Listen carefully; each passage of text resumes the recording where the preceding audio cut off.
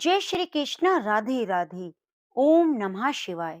हर हर महादेव।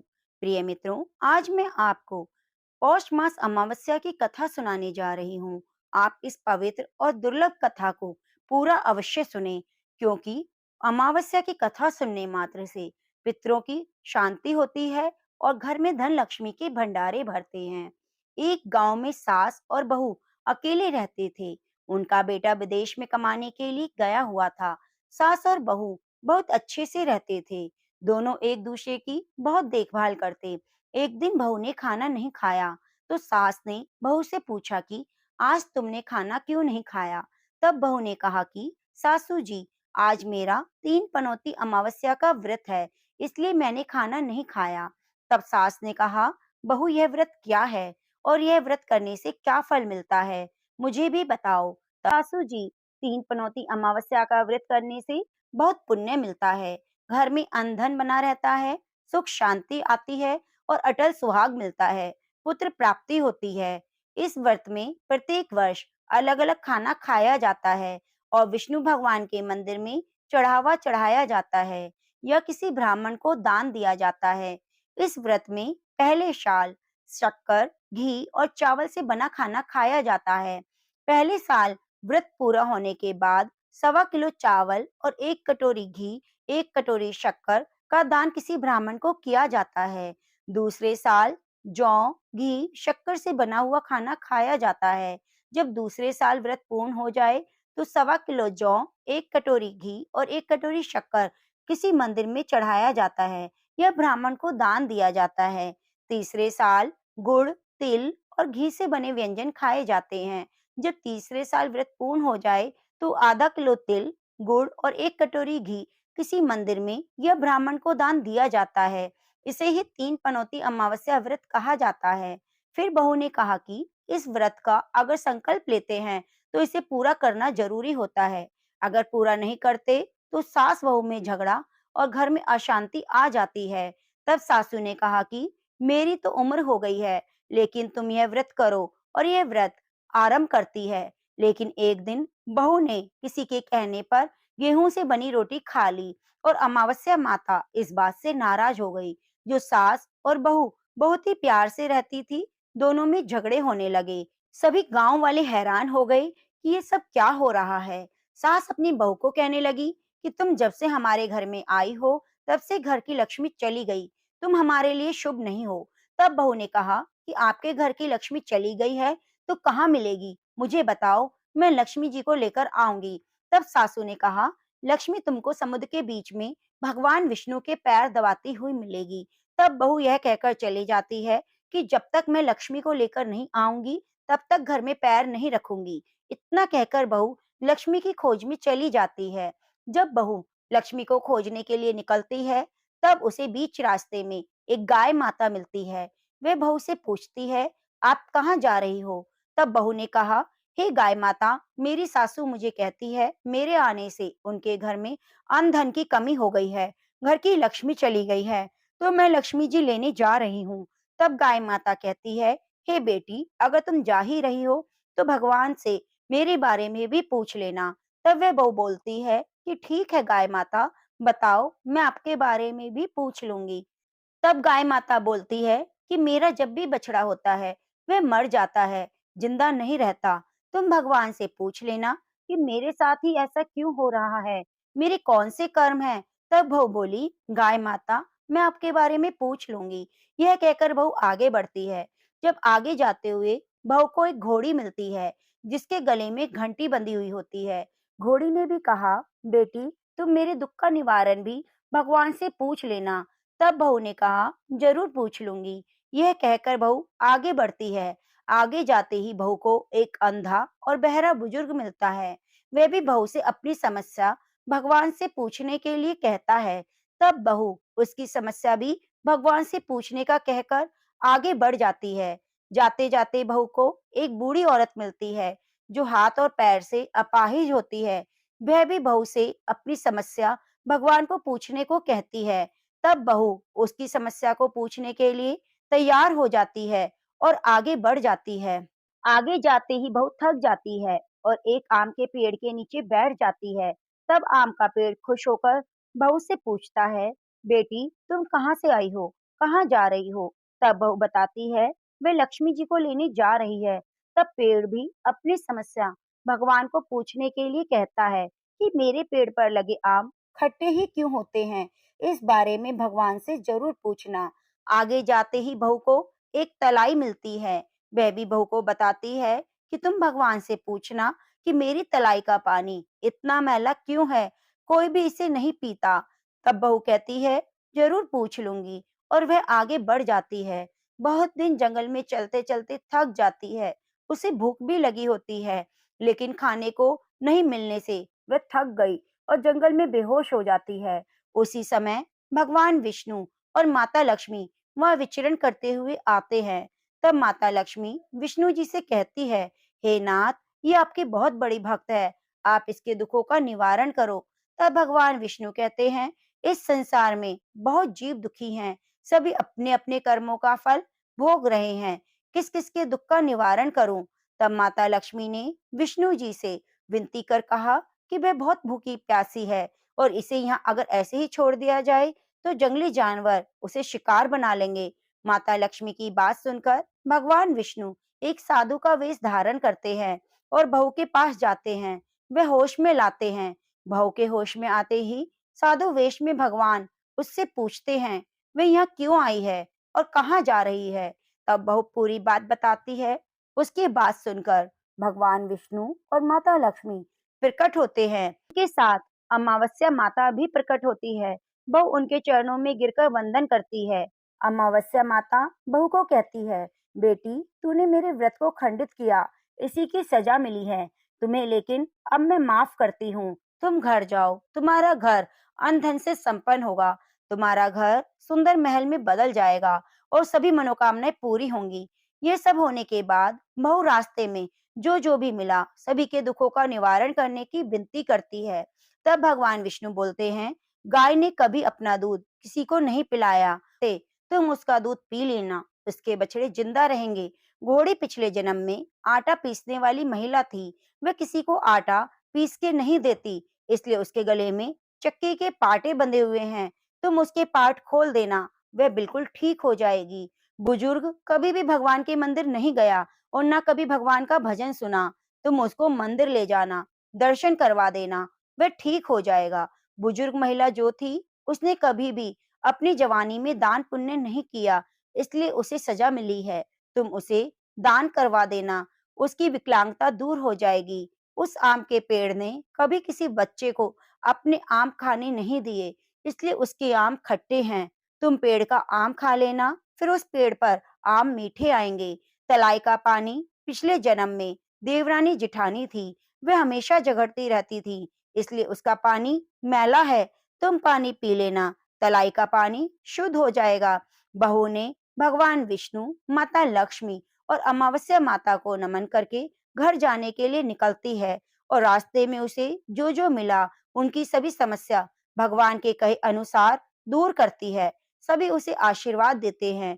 घर जाते ही उसका घर सुंदर महल में परिवर्तित हो जाता है। घर में अन्न धन भर जाता है। अब बहू सासू से कहती है, सासू माँ, आपने सच कहा था कि आपके लिए शुभ नहीं हूँ। मेरे जाने से ही आपके घर में लक्ष्मी आई। अब आप यहाँ रहें, मैं मरने जा रही हूँ। तब सासू ने कहा, बेटी यह सब तुम्हारी पनौती अमावस्या का फल है जो हमें मिला है। तुम यहाँ पर ही रहोगी, कहीं नहीं जाओगी। और एक दिन उसका बेटा भी विदेश से लौट आया।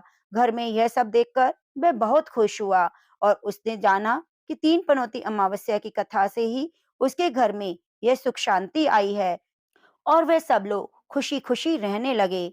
जय श्री कृष्णा, राधे राधे। ओम नमः शिवाय। प्रिय मित्रों, पोष अमावस्या फल देने वाली, पितरों को मुक्ति प्रदान करने वाली होती है। कहते हैं इस दिन धार्मिक कार्य, स्नान, दान, पूजा पाठ और मंत्र जाप करने से सभी मनोकामनाएं पूरी होती हैं और पितरों को मोक्ष की प्राप्ति होती है। पोष अमावस्या को पूर्वजों का दिन माना जाता है, इसलिए इस दिन उनको तर्पण किया जाता है। पितृ दोष की शांति कराने से तरीके की आने वाली कठिनाइयां दूर हो जाती हैं। पोष अमावस्या व्रत पूजा करने से पितृ दोष दूर होता है और संतान की उत्पत्ति में आने वाली सभी कठिनाइयां दूर हो जाती हैं।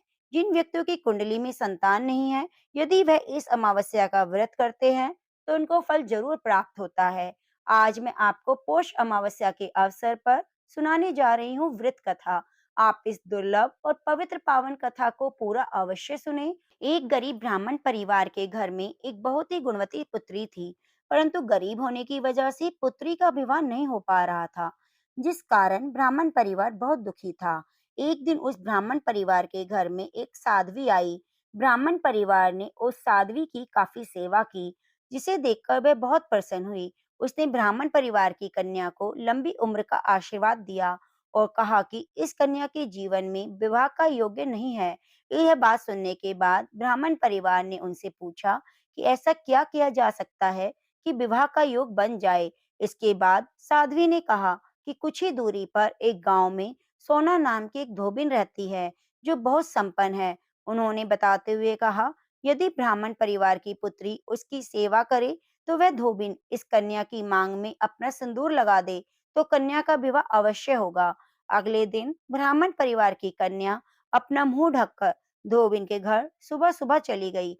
धोबिन के घर जाने के बाद कन्या घर की साफ सफाई और अन्य कार्य करने के बाद अपने घर वापस आ जाती। कुछ दिन लगातार वह कन्या यही करती रही। एक दिन धोबिन अपनी बहू से पूछती है कि वह सुबह सुबह सारा कार्य पूरा कर लेती है। धोबिन को पता ही नहीं चलता, परंतु बहू ने कहा कि उसे लगा कि धोबिन ही सुबह उठकर सारा काम उठकर कर लेती है। इसके बाद अगले दिन वह निगरानी रखती है कि आखिर कौन उनके घर का काम खत्म करके जाता है।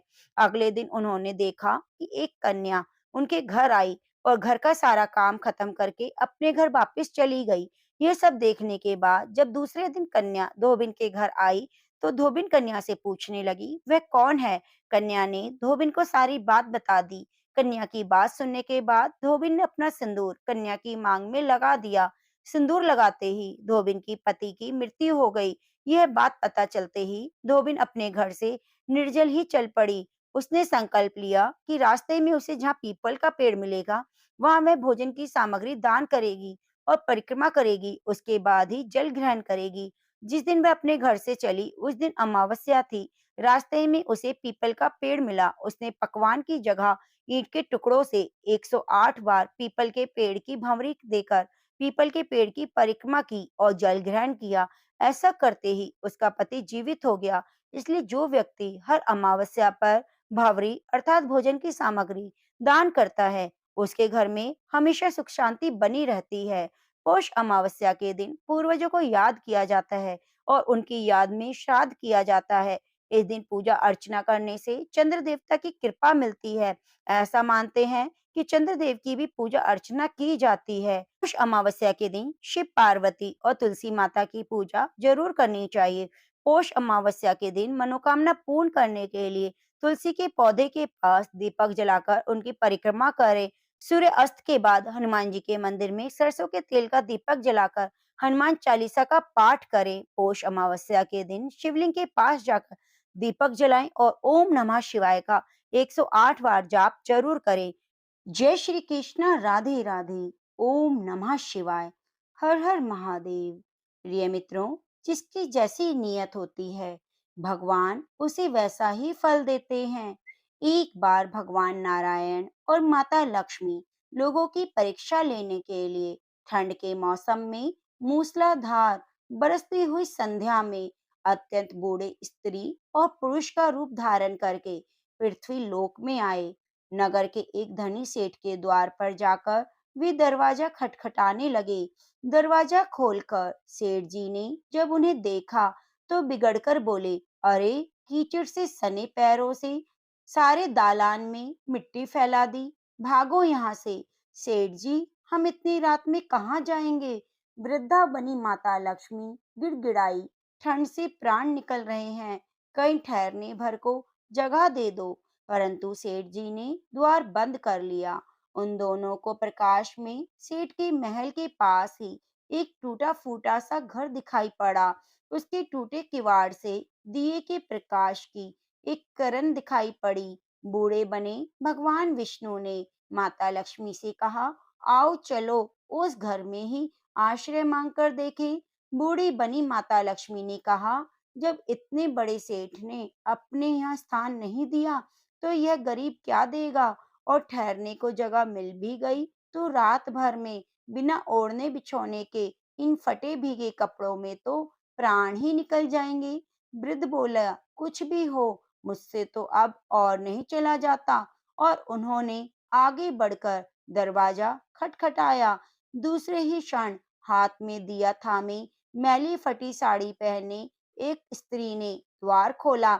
उन दोनों की दशा देखते ही वह करुणा भरे स्वर में बोली, हे भगवान, आप लोग इस अंधेरी रात में कहाँ भटक रहे हैं? आइए आइए, भीतर आइए। उन्हें सहारा देकर वे भीतर ले गई। छोटी सी कोठरी में दो टूटी फूटी चारपाइयां पड़ी थी। उनमें से एक को खाली करके स्त्री ने उनसे बैठने को कहा। दोनों के कपड़ों से जल चूकर कोठरी गीली हो गई, परंतु उस स्त्री ने उनकी तनिक भी चिंता न करके जल्दी जल्दी अंगीठी में आग जलाकर उन्हें तापने को कहा। फिर अरगनी पे से दो पुराने परंतु धुले हुए कपड़े लाकर बोली, बाबा, आप लोग अपने कपड़े उतार कर इन्हें लपेट लो। क्या करूं, मैं बहुत गरीब हूँ, इससे इन्हीं दो कपड़ों से गुजर करनी होगी। आपके कपड़े मैं निचोड़कर फैला दूंगी। उन्हें कपड़े बदलवा कर वह दालान में गई और दो पीतल की छोटी छोटी थालियों में बथुए का साग और बाजरे की रोटियां रखकर ले आई। माताजी, उसने वृद्धा से कहा, आज मेरे घर में यही भगवान का प्रसाद है। मुझे बहुत दुख है कि ना तो घर में घी है, न दूध और न चीनी। कोई बात नहीं बेटी, हमें तो यह भोजन बड़ा स्वादिष्ट लगा। वे दोनों खाते हुए बोले। थोड़ी देर में उस स्त्री का पति भी आ गया। वे बेचारा भी रोजगार की तलाश में दिन भर घूमकर थका हारा लौटा। पत्नी ने अतिथियों को भोजन खिला देने के बाद चुपके से द्वार पर ही अपने पति को सब बता दिया। सुनकर वह बहुत खुश हुआ। फिर दोनों ने अपने बिछौने उन दोनों वृद्धों को देकर उन्हें तो खाट पर सुलाया और खुद दोनों एक फटे टाट को ओढ़कर नीचे भूमि पर लेट गए। प्रातः काल ही जब बारिश बंद हो गई, तो वे बुजुर्ग जाने लगे। स्त्री ने उन्हें हाथ जोड़कर सूरज निकलने तक रोका। फिर घर में जो कुछ चने पड़े हुए थे, उन्हें पीसकर आटा गूंथा, रोटियां बनाकर उनके लिए बांध दी और बोली, माता, हम निर्धन हैं, इसलिए जैसी सेवा करनी चाहिए थी वैसी ना कर सकी। आशा है आप हमें क्षमा करेंगी। बुढ़िया बनी माता लक्ष्मी ने उत्तर दिया, बेटी, हम गरीबों की जो सेवा तूने की, उसका फल तुझे भगवान जरूर देंगे। आज जो तू चीज छुएगी, वे दिन भर खाली ना होगी। वे लोग चले गए, तो स्त्री को अपने बथुए की हांडी को साफ करने की याद आई। रसोई में जाकर उसने हांडी उठाई, तो देखकर हैरान हो गई। उस हांडी में अशर्फियां भरी हुई थी। अब जब उसने उसे उलट कर रखा, तो वह दोबारा भर गई। वह उन अशर्फियों को उठाकर रखती और हांडी में दूसरी भर जाती। दिन भर में उसकी कोठरी अशर्फियों से भर गई। बस फिर तो उसके पति ने उन अशर्फियों को बेचकर बढ़िया घर ले लिया, एक कपड़े की दुकान खोली, घोड़ा गाड़ी खरीद ली, सुखपूर्वक रहने लगे। उस सेठ को जब यह समाचार मिला कि उसके निर्धन पड़ोसी एक रात में ही अमीर हो गए, तो उसने उस स्त्री और उसके पति को बुलाकर कारण पूछा। स्त्री ने सरलता पूर्वक सब कथा कह सुनाई। अब तो सेठ और सेठानी को रात दिन यही चिंता रहने लगी कि किसी प्रकार वह बुढ़े बुढ़िया मिल जाएं, तो वे भी घर अशर्फियों से भर लेंगे। देवता तो मनुष्य के हृदय की बात जान ही लेते हैं। बस फिर क्या था। एक रात बहुत जोरों की बारिश हो रही थी, ओले भी पड़ रहे थे।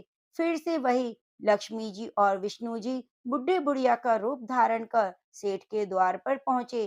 द्वार पर खटखट सुनते ही सेठ ने बिजली के प्रकाश में से झांककर उन्हें पहचान लिया और जल्दी जल्दी सेठानी को उन्हें लेने भेजा। बिजली बुझाकर एक दिया हाथ में लेकर सेठानी बाहर आई और झूठी ममता दिखाकर बोली, हाय हाय बाबा, तुम कहाँ भटक रहे हो? आओ अंदर आ जाओ। फिर घर की सबसे टूटी चारपाई पर उन्हें बिठा दिया। घर में अनेकों गर्म वस्त्र होते हुए भी उनके लिए दो फटे पुराने वस्त्र ले आई और बोली, बाबा, घर में इस समय यही है, फिर उनसे बिना पूछे ही घर की सबसे पुरानी थालियों में बथुए का साग और बाजरे की रोटी ले आई। ओढ़ने को दो फटे कंबल भी कहीं से मंगाकर दे दिए। सेठ और सेठानी भी उसी कमरे में गद्दे बिछाकर लेट गए। सवेरे ही जब दोनों बुजुर्ग जाने लगे तो सेठानी ने चना पीसकर रोटी बनाई और उनके लिए बांध दी। बोली, माता, हम बहुत गरीब हैं, आपकी सेवा ना कर सके, आशा है आप हमें क्षमा करेंगी। बूढ़ी माता बनी लक्ष्मी ने बोला, बेटी, जैसी सेवा तूने की उसका फल भगवान तुम्हें जरूर देगा। हाँ, आज तू जिस काम को हाथ में लेवेगी वह दिन भर समाप्त नहीं होगा। उन लोगों के जाते ही सेठ और सेठानी में झगड़ा हो गया। सेठ चाहता था कि बथुए की हांडी मैं खोलूं और सेठानी चाहती थी कि मैं खोलूं। अंत में दोनों ने एक साथ हांडी पकड़ी और इस छीना झपटी में हांडी टूट गई। कमरे में बथुआ ही बथुआ बिखर गया। सेठानी झाड़ू लेकर कमरा साफ करने लगी। जब वह कमरा साफ करती तो कमरे में तुरंत बहुत सारा बथुआ बिखर जाता। सवेरे से संध्या तक उसे कमरा साफ करना पड़ा। तो ठीक ही है, जिसकी जैसी नियत होती है भगवान उसे वैसा ही फल देते हैं। कथा कहने वाले, सुनने वाले, हुंकारा भरने वाले पर भगवान श्री हरि विष्णु और माता लक्ष्मी अपनी कृपा सदा सदैव के लिए बनाए रखना। जैसे आपने उस बुढ़िया के भंडारे भरे, ऐसे सब किसी के भरना। जैसे आपने सेठ सेठानी को दिया, ऐसे किसी को भी मत देना। प्रेम से बोलो, जय श्री हरि विष्णु। ओम नमो भगवते वासुदेवाय नमः। जय महालक्ष्मी। उम्मीद करूंगी आपको ये कथा बहुत अच्छी लगी होगी और कथा को अंत तक सुनने के लिए आपका बहुत बहुत धन्यवाद।